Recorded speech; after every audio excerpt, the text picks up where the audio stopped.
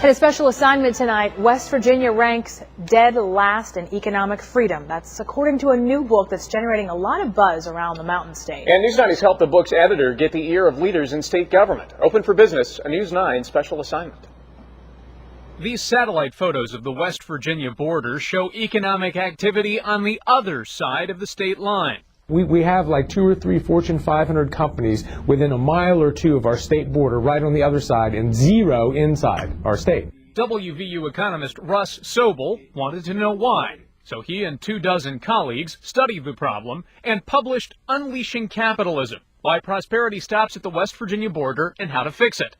The problem, as Sobel is explaining to packed houses around the state, West Virginia's economy is so heavily regulated by the government that it's become the least capitalist state in the nation. West Virginia doesn't need to worry about where we need to drive our economy for future growth. What we need to do is get a policy climate so that when these new innovations and inventions occur, that we're going to capture some of those new ones in West Virginia, whatever they may be. Sobel sent a copy of his book to every member of the West Virginia State Legislature and to Governor Joe Manchin, the man who put open for business signs up at the state line. But is anyone in Charleston listening? News 9 asked Governor Manchin about Sobel's book during a recent visit to the Valley. And not only was the governor familiar with Unleashing Capitalism, he agreed the state's economy and people are too reliant on state programs and policies. If you had a child and you raise that child, and that child's 40 years of age and still living at home, and say, hey, Mom and Dad, you didn't give me my allowance this week. You don't really provide an atmosphere for a productive human being.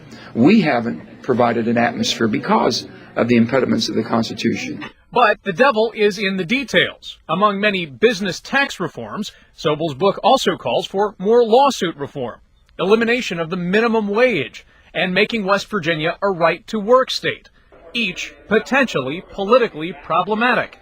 But Sobel says some of the policies his book suggests are already working, just across the state line. Maybe it is possible, and it'd be fun to kind of see if we could get some debate going on. At least we need to get the state debating these, and I think that's the most important thing to me. Now, Dr. Sobel says since News 9 interviewed with Governor Manchin, the governor has actually called him to arrange a meeting. For more of my interview with Dr. Sobel and a link to his research, you can log on to our website, WTOV9.com. And that brings us to the WTOV9.com online survey. Tonight we're asking, do you think West Virginia is doing enough to attract businesses to the state? Log on to our website, WTOV9.com, and cast your vote. Results tonight at 11 on News 9 Tonight.